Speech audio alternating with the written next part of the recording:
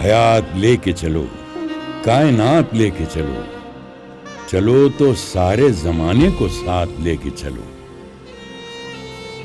قائدانہ صلاحیت اور رہنمایانہ مزاج کی حامل شخصیت کا نام ہے مخدوم محی الدین۔ ترقی پسند شاعری کو جن شعراء نے بصارت اور بصیرت کے ساتھ ترانوں و ترنم سے گرمایا، ان میں مخدوم محی الدین کا نام ایک آتشی مینار نور کی حیثیت رکھتا ہے۔ مخدوم کا پورا نام ابو سعید محمد مخدوم محی الدین خدری تھا۔ وہ 4 فروری 1908 کو اندول ضلع میدک میں پیدا ہوئے۔ مخدوم ابھی 5 برس کے ہی تھے کہ والد غوث محی الدین کے سایہ عاطفت سے محروم ہو گئے۔ ان کی وفات کے بعد مخدوم اپنے چچا بشیر الدین کے زیر پرورش آ گئے۔ ملازمت کے سلسلے میں مخدوم کے چچا مختلف اضلاع میں کارگزار رہے، اس لیے مخدوم کی تعلیم بھی مختلف مدارس میں ہوئی۔ 1934 میں جامعہ عثمانیہ سے BA اور پھر 1936 میں یہیں سے MA کیا۔ مخدوم اپنے زمانے کا بڑا خداور، پرکشش اور باقا آدمی تھا۔ اس نے اپنے عہد میں جو کارنامے انجام دیے وہ بھی اتنے ہی دلچسپ ہیں۔ بنیادی طور پر وہ ایک عاشق مزاج انسان تھا۔ اس میں اس کی شخصیت میں لطافت تھی، کشش تھی اور خلوص تھا۔ اس میں اس کی جذبات میں پاکیزگی تھی۔ یہی وجہ ہے کہ اس نے اپنے زندگی کا آغاز سب سے پہلے ایک شاعر کی حیثیت سے کیا۔ جب ہم لوگ عثمانیہ یونیورسٹی میں پڑھتے تھے اس زمانے میں، جب کہ رشیا بھی جنگ عظیم میں شریک ہو گیا اور ان پر ساری سیاسی پابندیاں ختم ہو گئیں، تو اس نے ایک نظم لکھی تھی جس کو ہم نے کورس کی طرح سے گایا تھا۔ وہ عثمانیہ یونیورسٹی کے ہاسٹل میں ہوئی تھی، اور اس نے لکھا یہ جنگ ہے جنگ آزادی، وہ کورس گایا تھا۔ اور اس کو جب میں نے کورس گاتے ہوئے دیکھا تو ایسا معلوم ہوتا تھا جیسے کرشن کا نیلا چہرہ اور آرٹسٹ کھینچتے ہیں۔ تو اس وقت میری سمجھ میں آیا کہ جب کوئی آدمی کسی بصیرت سے متاثر ہوتا ہے اور اس کا دوران خون بڑھتا ہے اور وہ سیاہ فام ہو تو یقیناً وہ بلو نظر آتا ہے، نیلا نظر آتا ہے۔ تو یہی کیفیت وہ مخدوم کی تھی۔ وہ جب گاتا تھا اور لیڈ لیتا تھا یہ جنگ ہے جنگ آزادی، تو اس سے اس کے اخلاص اور اس کے پورے وجود میں سمایا ہوا سارا احساس جھلک کے نکلتا تھا اس کے چہرے سے۔ یہ تھی اس کی شخصیت۔ مخدوم کی باقاعدہ ملازمت کا آغاز 1936 سے ہوتا ہے، جبکہ سٹی کالج میں ان کا تقرر اردو کے لیکچرر کی حیثیت سے ہوا۔ اس سے قبل مخدوم نے کئی طرح کے کام انجام دیے۔ کبھی مشہور مصوروں اور ہالی ووڈ کے اداکاروں کی تصاویر فریم کروا کر فروخت کی، تو کبھی اخباروں میں کام کیا۔ ریکارڈ آفس میں کلرک کی حیثیت سے عارضی تقرر بھی ہوا تھا۔ مخدوم صاحب سے میری ملاقات پہلے چیتاپور کے ایک مشاعرے میں ہوئی تھی، جب میں چھوٹا تھا، اور وہ ظاہر ہے کہ اچھے خاصے مشہور شاعر ہو گئے تھے۔ تو میرے چچا تمکین سرمست نے ایک مشاعرہ چیتاپور میں کیا تھا۔ چیتاپور میرے ابا کی تحصیلداری کا زمانہ تھا۔ وہاں پہلے میں نے مخدوم کو دیکھا، تو اس وقت مخدوم کا جو امیج تھا وہ شاہی کے خلاف ان کی جو آواز تھی اس کے تعلق سے بہت ریسپانس ان کو تھا، اور لوگ دیکھنے کے لیے ترستے تھے ان کو۔ خیر، اس کے بعد جب میں 7ویں جماعت پاس کر کے 8ویں جماعت میں سٹی کالج میں آیا، تو اتفاق سے مخدوم کا تقرر وہاں بحیثیت لیکچرر ہوا، تو وہ ہم کو اردو پڑھاتے تھے۔ وہاں سے پھر مخدوم سے مجھے بہت قربت حاصل رہی اور زمانے تک رہی، اور میں لطیف ساجد اور حسینی شاہد، ہم تینوں ان کے بہت چہیتے شاگرد رہے. اب یہ سلسلہ اس طرح چلتا رہا. بعد میں تو ان کا عالم یہ تھا کہ انہوں نے باہر لٹریری گروپس میں اور ادبی حلقوں میں اس طرح تعارف کروانا شروع کر دیا کہ سٹی کالج سے 3 نوجوان نکل رہے ہیں جو ہندوستان پاکستان گیر شہرت حاصل کریں گے، ایسا میرا خیال ہے. تو وہ اس کے ساتھ ہی صاحب ہم کو ان کی مسلسل صحبتیں ملتی رہیں. تو مجھے ایسا احساس ہے کہ مخدوم نے ہمارے شعور کو سنوارا. مخدوم نے ہم کو وہ بشارت دی، وہ بصیرت عطا کی جس سے ہم زندگی کو سمجھنے کے اور زندگی کے ساتھ کس طرح بیہیو کرنا چاہیے اس کے ہم لوگ اس سے آگاہ ہوئے، اور ہم نے ایک خاص انداز سے اپنے ذہن کو پرورش دی اور صاحب اسٹرگل کیا زندگی میں. مخدوم محی الدین کے چچا بشیر الدین خلافت تحریک کے سرگرم رکن تھے. انہی کی باتوں کا اثر مخدوم پر پڑا. انہوں نے اپنے چچا ہی سے روسی انقلاب کی بابت جانکاری حاصل کی اور دل ہی دل میں اس کے گرویدہ بھی ہوتے چلے گئے. اسی اثر کے تحت 1934 میں مخدوم کمیونسٹ پارٹی سے وابستہ ہو گئے. اس زمانے میں ریاست حیدرآباد میں مجلس اتحاد المسلمین کے علاوہ تمام سیاسی پارٹیوں پر پابندی تھی، لہذا کمیونسٹ پارٹی خفیہ طور پر کارگزار تھی. پارٹی کا باقاعدہ قیام 1930 میں ہوا اور مخدوم کارکن کی حیثیت سے کام کرنے لگے. 1940 میں مخدوم کمیونسٹ پارٹی کے سیکریٹری چنے گئے. پارٹی کے کہنے پر انہوں نے سٹی کالج کی ملازمت سے استعفیٰ دے دیا. مخدوم کی بات یہ ہے کہ وہ شاعر تھے، وہ ٹریڈ یونین لیڈر تھے، اور وہ جو ہیں پولیٹیکل لیڈر بھی تھے. یعنی یہ تینوں چیزوں کو جب وہ بولتے تھے تو کس کا اثر کتنا ہے وہ آپ دکھانا پڑتا تھا. یعنی وہ تو آڈینس کو دیکھ کر وہ بولتے تھے کہ یہ آڈینس کو پہلے کہاں سے شروع کرے، تو وہ آڈینس کو اگنور کر لیتے. بہرحال ان کی شخصیت ہی الگ تھی. اب کئی لوگ ہیں ان کو شاعر کی حیثیت سے چاہتے ہیں، گو ان کی سب سیاست سے وہ ناراض ہیں. یہ ایسے بھی ہیں جو ان کی سیاست کو چاہتے ہیں، شعر سمجھ میں نہیں آتے. ایسے بھی لوگ ہیں جو ان کی ٹریڈ یونین لیڈری کے قائل ہیں، مشورے وہ قبول کرتے ہیں.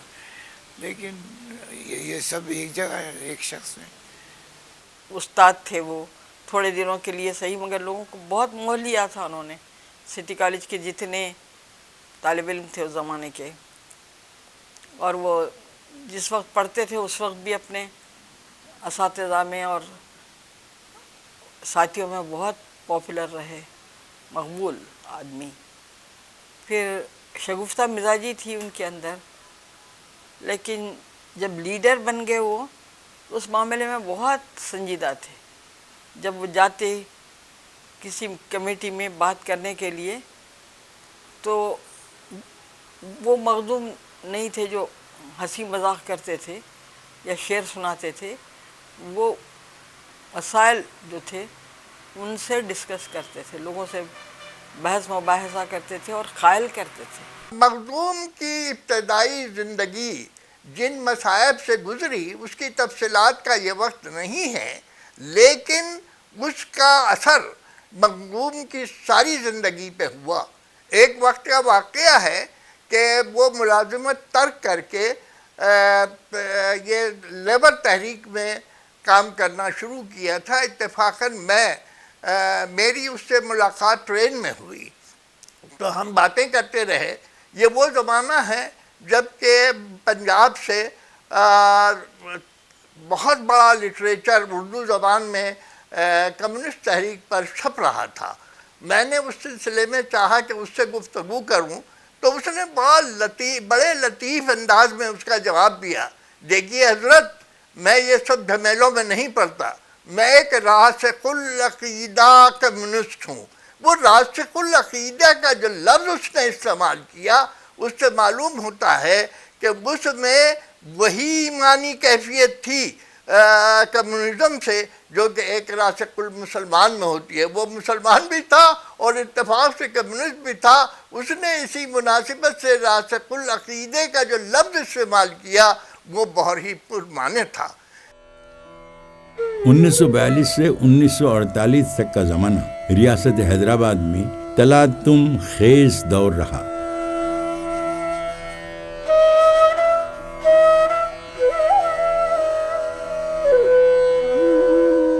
انیس سو 52 میں کمیونسٹ پارٹی سے پابندی اٹھا لی گئی، جس کی وجہ سے پارٹی کی کارکردگی میں خاصی تیزی آ گئی. کسان تحریک نے لگان ٹیکس کے خلاف شدت سے آواز بلند کی. مخدوم ٹریڈ یونین کے بانی قرار پائے اور کئی ملوں اور کارخانوں کی ٹریڈ یونینوں کے صدر اور نائب صدر منتخب ہو کر مزدوروں کے مطالبات کے لیے زبردست مظاہرے کیے. اسی سلسلے میں وہ گرفتار بھی کیے گئے اور انہیں نظر بند رکھا گیا. اسمبلی کے ضمنی انتخابات میں مخدوم حضور نگر سے منتخب ہوئے. مخدوم ایک رومانی اور انقلابی شاعر تھے. مخدوم کے 3 شعری مجموعے سرخ سویرا، گل تر اور بساط رقص ہیں. قید ہے قید کی میعاد نہیں، جور ہے جور کی فریاد نہیں داد نہیں، رات ہے رات کی خاموشی ہے تنہائی ہے، دور محبس کی فصیلوں سے بہت دور کہیں، سینے شہر کی گہرائی سے گھنٹوں کی صدا آتی ہے. مخدوم نظم کو شاعر کی حیثیت سے باکمال شاعر تسلیم کیے جاتے ہیں. اردو کے 2 شعراء ایسے ہیں جن کے ہاں آزاد نظم بہت کامیاب ہے. ایک ہیں فیض اور دوسرے مخدوم. مخدوم ابتدا میں زیادہ تر نظم کہتے تھے، لیکن بعد میں غزل گوئی کی طرف بھی مائل ہوئے. چنانچہ گلستر کی شاعری اور بعد کی شاعری میں مخدوم محی الدین کی بہت ہی عمدہ غزلیں ہیں. ہم کہہ سکتے ہیں کہ انہوں نے غزل کی شاعری کو ایک نیا موڑ دیا، اس کو ایک نیا رنگ دیا. اگرچہ کہ مخدوم محی الدین کا شعری سرمایہ بہت زیادہ نہیں ہے، اس کا سبب یہ تھا کہ ان کی زندگی کا بڑا حصہ سیاسی سرگرمیوں میں بسر ہوا. لیکن پھر بھی جو ان کا کلام ہے وہ ایک امتیاز رکھتا ہے. یعنی جتنے بھی ترقی پسند بڑے شاعر گزرے ہیں، فیض احمد فیض، علی سردار جعفری، کیفی اعظمی، تو ان میں مخدوم محی الدین کو یہ امتیاز حاصل ہے کہ وہ عوام کے شاعر تھے، عوام میں رہ کر انہوں نے شاعری کی.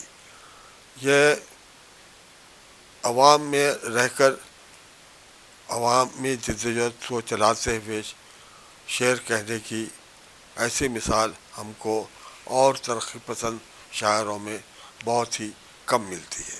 منزلیں عشقی آساں ہوئی چلتے چلتے، اور چمکا تیرا نقش کف پا آخر شب، سانس رکتی ہے چھلکتے ہوئے پیمانے میں، کوئی لیتا تھا تیرا نام وفا آخر شب.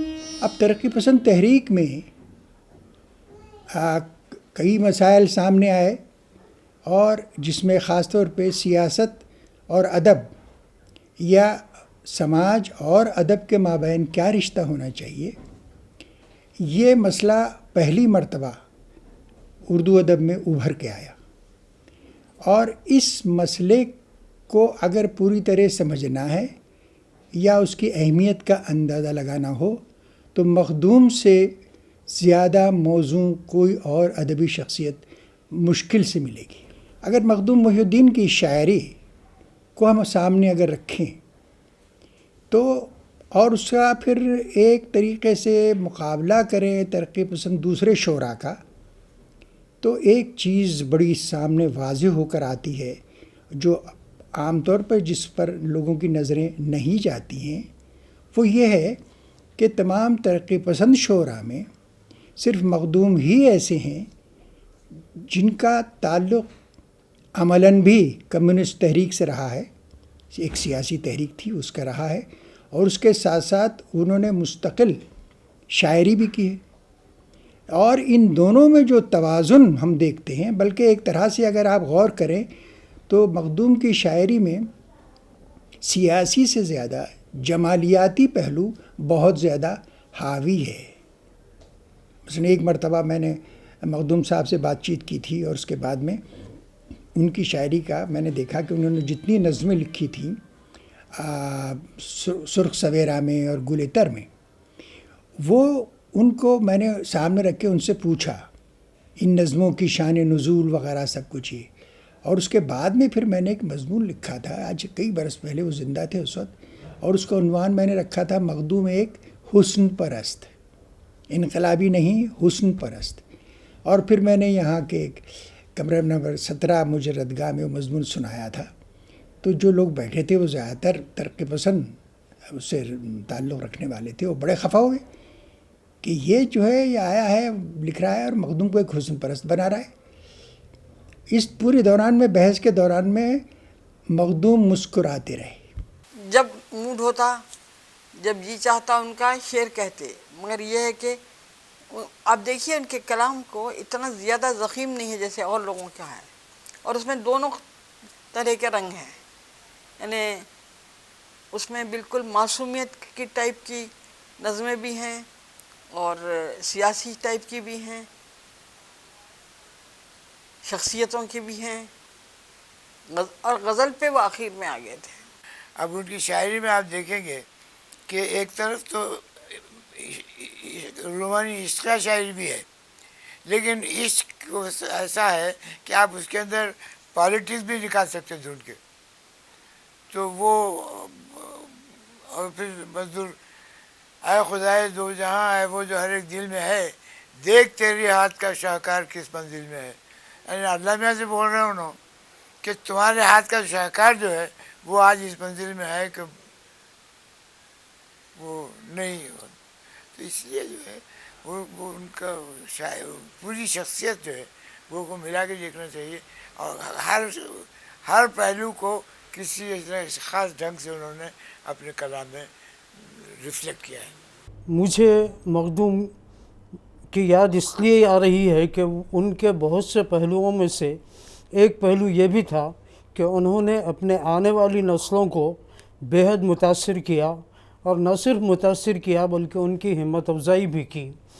صرف ہم لوگوں سے پہلے سلیمان اریب وغیرہ کے گروپ کے لیے، اس کے بعد شاہ سمکنوت اور وحید اختر وغیرہ کے لیے، اور پھر ہم لوگوں کے گروپ کے لیے مخدوم صاحب نے جتنی ہمت افزائی کی، میں سمجھتا ہوں کہ بہت کم سینئر لوگ اپنے جونیئرز کے ساتھ اس قدر ہمت افزائی کا برتاؤ کرتے ہیں. مخدوم کی شاعری کا پورا حسن، یہ میں کہوں گا کہ جمالیاتی حسن ہے، اور اس پر میرا خیال ہے کہ مخدوم کو ایک نئے سرے سے اس پر گفتگو ہونی چاہیے مخدوم پہ، اور خاص طور پر اس میں چاند تاروں کا بن اور چار اگر، یہ دو نظمیں بڑی ان کی نمائندہ نظمیں ہیں. میں سمجھتا ہوں مخدوم کی نمائندہ دو نظمیں اگر منتخب کی جائیں تو وہ چار اگر اور چاند تاروں کا بن ہے. میں چار اگر کا خاص طور پر ذکر کروں گا کہ انہوں نے جو چار اگر کو مخاطب کیا ہے کہ چار اگر سچ بتا تیری زنبیل میں کچھ علاج مداوائے الفت بھی ہے. اب اس میں بہت کم لوگوں نے اس پہ غور کیا ہے کہ آخر یہ چار اگر کون ہے. یہ کس چار اگر سے پوچھ رہے ہیں کہ تیری زنبیل میں کچھ علاج مداوائے الفت بھی ہے. میں نے ایک مرتبہ مخدوم سے پوچھا تھا کہ مخدوم صاحب یہ چار اگر کون ہے، تو انہوں نے کوئی جواب نہیں دیا، خاموش ہو گئے. تو میں نے کہا کہ کیا یہ مارکسزم ہے؟ اس کا بھی انہوں نے کوئی جواب نہیں دیا.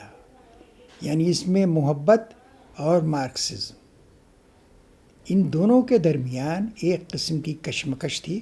مگر اس کا یہ مطلب نہیں ہے کہ مخدوم اس خیال سے واپس جا رہے تھے یا کچھ، بلکہ غالباً وہ اسی کشمکش میں رہے آخر تک، اور شاید کسی حل پر نہ پہنچ سکے ہوں.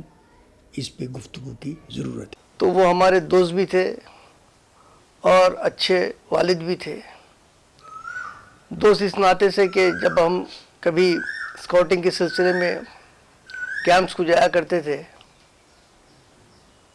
تو وہ سب سے پہلا سوال کرتے کن کن لوگوں کو آپ نے دوست بنائے. پھر آہستہ سے بعد میں پوچھتے تھے کہ کتنی لڑکیاں دوست بنی. تو بس یہی باتیں ہوتی تھی. تو ایک دفعہ کیمپ سے واپس آیا تو بولنے لگے جناب آپ کے خطوط بہت آ رہے ہیں. تو مطلب ٹھیک ہے دوست بنائے ہیں تو خطوط آئیں گے ہی, اس میں کتنی لڑکیوں کے خطوط ہیں تو آپ دیکھ لیجئے جتنے ہیں. میں آپ کے خطوط دیکھنا نہیں چاہتا, ہے کتنے گن کے بول دیجئے. میرا 7 ہے, 10 میں سے 7 ہیں. تو ٹھیک ہے چلیے. تو اس قسم کی باتیں ہوا کرتی تھی. اور پھر دوسری بات یہ ہے کہ وہ جب بھی کوئی مصرع یا شعر ہو جاتا تو سارے افراد خاندان کو جمع کر کے وہ سناتے تھے. ایک چنبیلی کے منڈوے تلے پہلے جب ان کی نظم ہوئی تھی 4 اگر, تو اس کو انہوں نے تمام اہل خاندان کے ساتھ بیٹھ کر انہوں نے اس نظم کو سنایا تھا ہم لوگوں سے. اور مخدوم محی الدین ہر اعتبار سے ایک مکمل آدمی تھے. جہاں وہ ان کی شاعری میں وہ سنجیدگی زندگی کے تعلق سے جو رویے ہیں ان کی سنجیدگی کے وہ آتے تھے, اور جہاں ان کا عقیدہ آتا تھا وہیں وہ عام محفلوں میں عام بات چیت میں وہ بہت ہی خوش مذاق, خوش دل, بذل سنج اور ہنسوڑ قسم کے آدمی تھے. اور اپنی باتوں کو یا اپنے دکھ کو ہنسی میں ٹالنے کا گر انہیں آتا تھا. اور ایک بات یہ بھی میں کہہ دوں, بہت سے لوگوں کو شاید اس کا علم نہ ہو کہ مخدوم کی شاعری کی ابتدا کسی سنجیدہ نظم سے نہیں ہوئی بلکہ ایک پیروڈی سے ہوئی. ان کے ایک دوست کا پیلا دوشالہ کھو گیا تھا تو اس پہ انہوں نے ایک پیلا دوشالہ کے عنوان سے ایک مزاحیہ نظم لکھی تھی جو اتنی مشہور ہوئی کہ نظام آف حیدرآباد نے بھی اس کو سننا پسند کیا کسی محفل میں جا کے خاص طور پہ. بعض لوگ یہ بھی کہتے ہیں کہ مخدوم صاحب مذہب بیزار تھے, لیکن ایسا نہیں تھا کہ وہ مذہب بیزار نہیں تھے, لیکن مذہبی اچھے اقدار کو وہ خود بھی اس پہ عمل کرتے تھے. جیسا کہ ان کی زندگی سے ساری باتیں آپ محسوس ہو جائیں گی, پتہ چل جائے گا کہ یہ غریبوں کے لیے کام کرنا, بے کسوں بے سہاروں کے لیے مدد کرنا, یہ تمام باتیں اسلامی نقطہ نظر سے بھی یہ ٹھیک لگتی ہیں, اور بلکہ وہی راستے ہیں جو ہم ایک عملی طور پہ کمیونسٹ مارکسسٹ نظریے کے تحت کرتے ہیں. تو میری دادی کا انتقال ہو گیا جب وہ ہمارے پاس ہی تھی, تو یہاں حمایت نگر کے MLS کوارٹر کی مسجد میں نماز جنازہ پڑھائی گئی, تو وہ نماز جنازہ میں شریک تھے. پھر دوسرے دن زیارت کے دن بھی وہ موجود تھے اور وہ قرآن کی تلاوت کر رہے تھے. مخدوم کو میں نے جب بھی دیکھا وہ ہنسی مذاق کی باتیں, ان کے کئی واقعات مجھے اب یاد ہیں. وہ ایک دن اورینٹ ہوٹل میں پہنچے اور وہاں صبح کہیں کسی کام سے جانا تھا ان کو, تو گھر سے جلدی نکل گئے. ہوٹل میں پہنچے, بیرے کو بلایا, میاں کہنے لگے کہ کوئی نہاری ہے, کہنے لگے نہیں ہے, کہنے لگے کچھ کھانے کے لیے ہے, کہنے لگے وہ پھر نہیں ہے, کہنے لگے بریڈ آملیٹ ہے, کہنے لگے وہ بھی نہیں ہے. تو اٹھتے ہوئے مخدوم نے کہا کہ یار یہ ہوٹل ہے یا ہمارا گھر ہے کہ یہاں تو کچھ بھی نہیں ہے. تو گویا ایک طرح مخدوم اپنے آپ پہ ہنسنا جانتے تھے. مخدوم بھائی کا اور ہمارا ساتھ فائن آرٹس اکیڈمی کی بنیادوں سے ہوا. مخدوم بھائی سے ہمارے فنکاروں کو اور ہماری اکیڈمی کو بہت پیار ملا, مشورے ملے, اور ہماری اکیڈمی کے اوپر آنے میں ان کا بھی بہت ہاتھ تھا, ان کا بھی حصہ تھا سمجھیے. اکثر مخدوم بھائی کی نظمیں اقبال قریشی, ممتاز احمد اور وٹھل راؤ وہ گایا کرتے تھے. دھنیں ممتاز احمد صاحب, اقبال قریشی صاحب اور وٹھل راؤ صاحب یہ تینوں بناتے تھے, اور کورس کی شکل میں تمام ایک چنبیلی کے منڈوے تلے, ایک چنبیلی کے منڈوے تلے, میں کدی سے ذرا دروس موڑ پر, میں کدی سے ذرا دروس موڑ پر, تو بدن پیار کی آگ میں جل گئے. پھر چھڑی رات بات پھولوں کی, رات ہے یا بارات پھولوں کی. اس غزل کو فلم بازار میں استعمال کیا گیا ہے. مخدوم کی فلمی دنیا سے وابستگی اتفاقیہ رہی, اس لیے وہ سنجیدگی سے اس سے جڑے نہیں رہے. بیمل رائے کی فلم اس نے کہا تھا میں, مخدوم کی نظم سپاہی کو سلیل چودھری نے بڑی پر اثر دھن کے ساتھ پیش کیا ہے.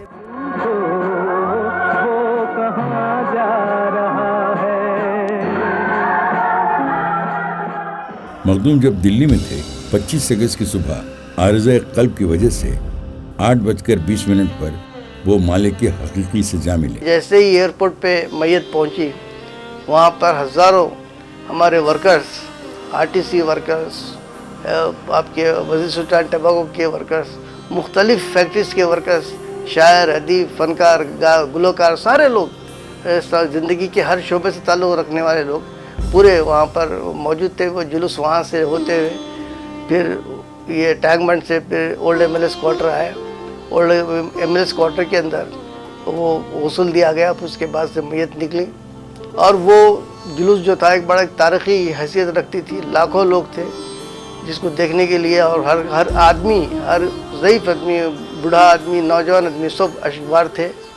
اور وہاں پر وہ میت کو پھر وہاں ایگزیبیشن کلب میں دیدار کے لیے رکھی گئی تھی۔ 1-2 گھنٹے رکھنے کے بعد پھر مالا کنٹا کی مسجد میں ان کی نماز جنازہ پڑھائی گئی، اور حضرت درگاہ حضرت شاہ خاموش میں ان کی تدفین عمل میں آئی۔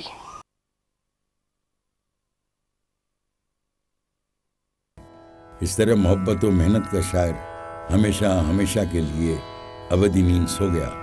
بزم سے دور وہ گاتا رہا تنہا تنہا، سو گیا ساز پر سر رکھ کے سحر سے پہلے۔ موم کی طرح جلتے رہے ہم شہیدوں کے تن، موم کی طرح جلتے رہے ہم شہیدوں کے تن، رات بھر جگمگاتی رہی، رات بھر جھلملاتی رہی شمع صبح وطن، رات بھر جھلملاتی رہی شمع صبح وطن، رات بھر جگمگاتا رہا چاند تاروں کا بن، رات بھر جگمگاتا رہا چاند تاروں کا بن، موم کی طرح جلتے رہے ہم شہیدوں کے تن، رات کے جگمگاتے دہکتے بدن، صبح دم ایک دیوار غم بن گئے، خارزار علم بن گئے، رات کی شہرگوں کا اچھلتا لہو جوئے خون بن گیا، رات کی شہرگوں کا اچھلتا لہو جوئے خون بن گیا، موم کی طرح جلتے رہے ہم شہیدوں کے تن۔